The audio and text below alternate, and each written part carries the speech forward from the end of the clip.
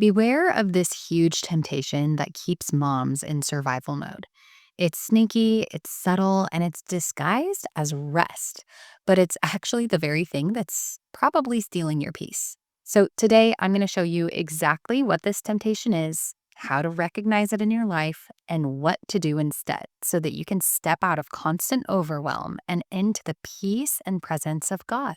And if you're already feeling like, yes, that's me, I'm constantly in survival mode and I don't know how to get out, just know that I've been there and God doesn't want you to stay there.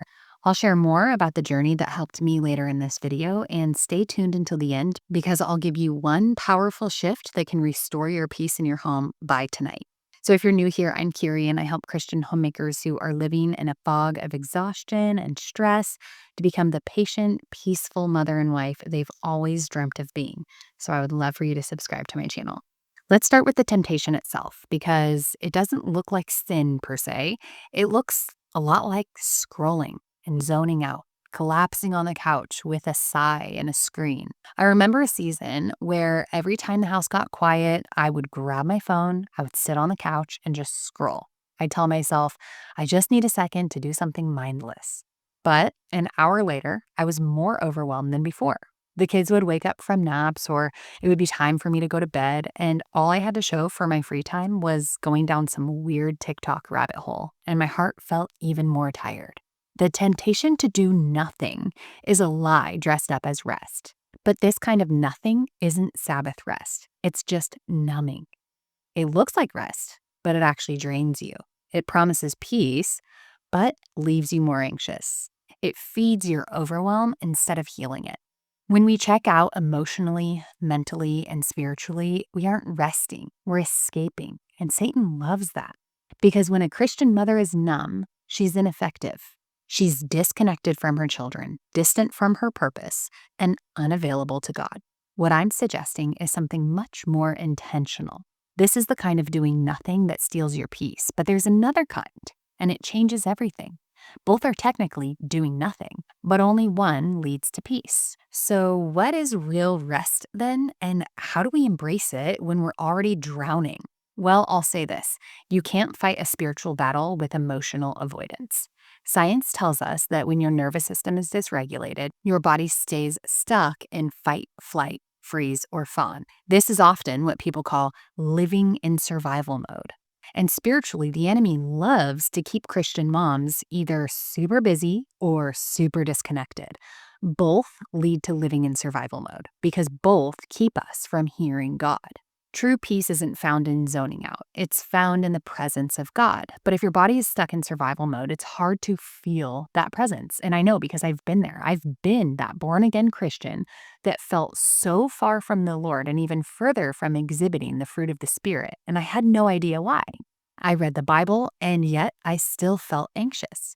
It's not because I didn't love God or because I was a bad Christian. It's because my body was stuck in a stress loop. So you need to slow down, regulate your body, and renew your mind so that your heart can actually receive Him. So how do you break that cycle? Practically, spiritually.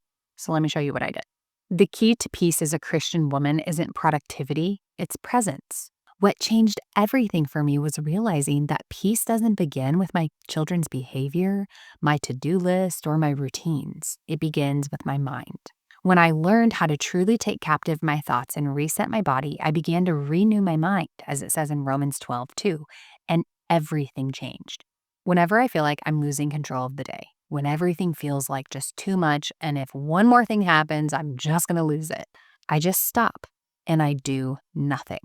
Sometimes the most powerful thing you can do is sit down on the floor with your kids, let them crawl all over you, take a deep breath, and just be there. No agenda, no checklist, just your presence. Literally do nothing. Not zoning out, but tune in to your children. When you feel the urge to run away from life and escape, just sit right there on the kitchen floor or in the rocking chair with God, with your children. Give yourself permission to intentionally do nothing.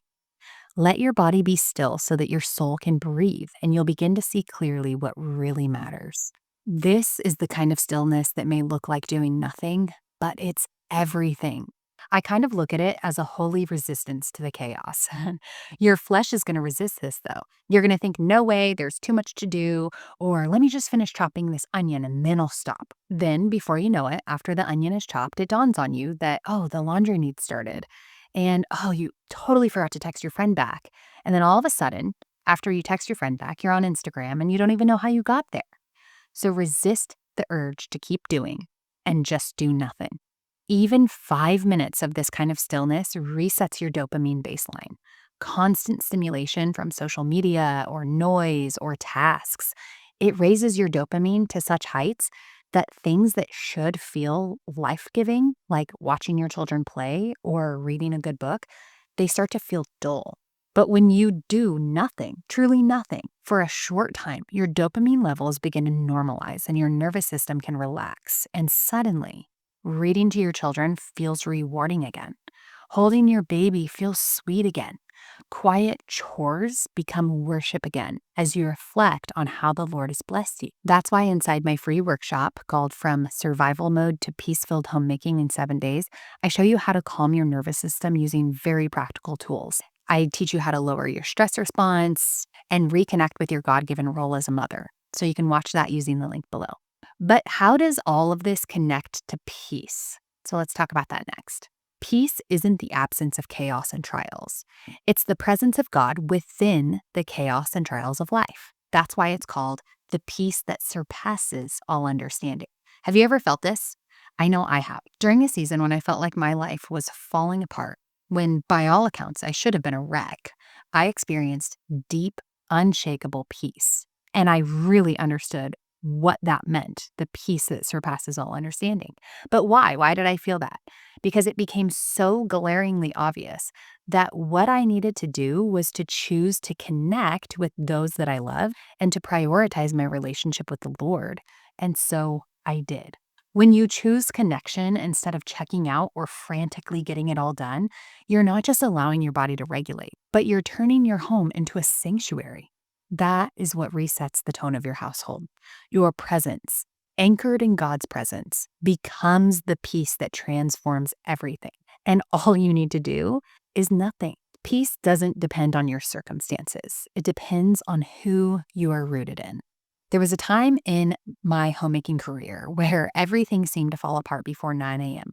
A child would wake up sick, a teething baby, a broken washing machine, and it all felt so heavy. That lump in my throat and pressure rising in my chest, like I was about to snap or cry at any moment. But I felt like that all the time. It wasn't just an acute sense of this. It was a chronic feeling, that lump in my throat, that pressure rising in my chest, like I was going to snap at any moment. And it just never went away.